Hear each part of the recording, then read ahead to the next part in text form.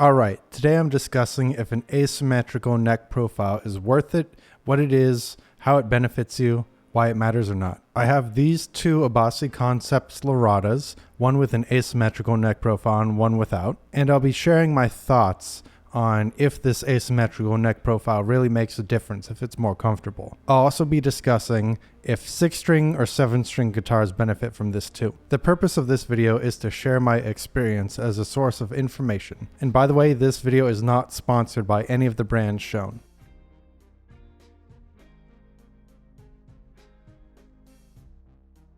Alright, so first, what is an asymmetrical neck profile? Well, imagine you've got your guitar neck, it has a neck profile on the back. Typically these are a C shape, a D shape, maybe something in between, an oval, but it's going to be the same shape on the bass side of the neck and the treble side of the neck. The same curves, the same contours. Now with an asymmetrical neck, you can imagine it as two different profiles on the bass and treble side. So you'd have maybe a thin C on the bass side and a D shape on the treble side, or a V and a C, a V and a D, whatever contours they put on there. But an asymmetrical neck profile will have different shapes on the bass and treble side. Another kind of asymmetrical neck profile is where the highest point of the neck profile changes from bass side to treble side or vice versa, instead of being uniformly in the center of the neck. An extreme example of this would be the Endure neck you could find on a Strandberg. In general, the purpose of asymmetrical necks is for ergonomics.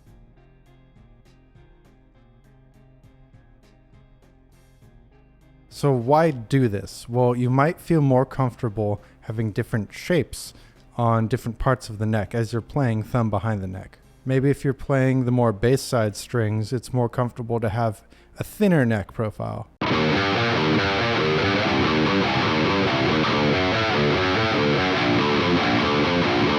And then when you're playing the treble side strings, maybe it's more comfortable to have a thicker neck, a flatter shape, a different profile for the neck shoulder, etc. For me personally, this is comfortable for guitars with more than 6 strings. In that case, I've been enjoying a neck shape that has a thinner bass side. Of course, an 8-string without this isn't unplayable. This guitar has a uniform thin C shape if I had to describe it. But for a neck as wide as would be on an 8-string, the asymmetrical shape with a thinner bass side is more comfortable for my hands. In terms of 7 strings, it did take me a while to find a profile that was comfortable for me. The Ibanez RGD that I had didn't quite do it for me, and it was because of the neck profile. The Solar 7s, they are a bit more comfortable for me because they've got a more gradual curve to the shoulder. So in this case, I feel an asymmetrical neck profile would have benefited me. I would feel comfortable with that. However, the symmetrical neck profile of this Solar 7, this A1.7, is good enough for me. It's comfortable enough that I don't have to pursue that. And of course, I'm not saying the RGD's neck profile was bad. An RGD 7-string has been used by many amazing guitarists and many great bands to great effect. In terms of 6 strings, it isn't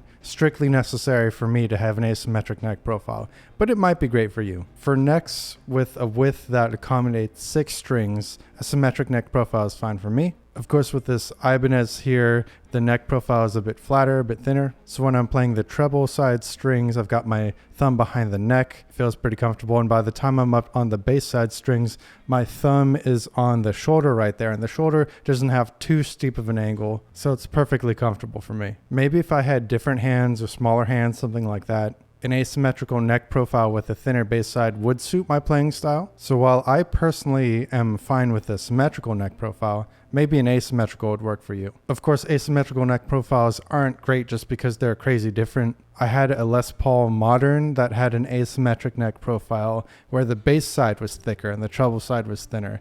And while the guitar sounded really good, that neck profile just did not work for me at all. I sold it a little bit after getting it.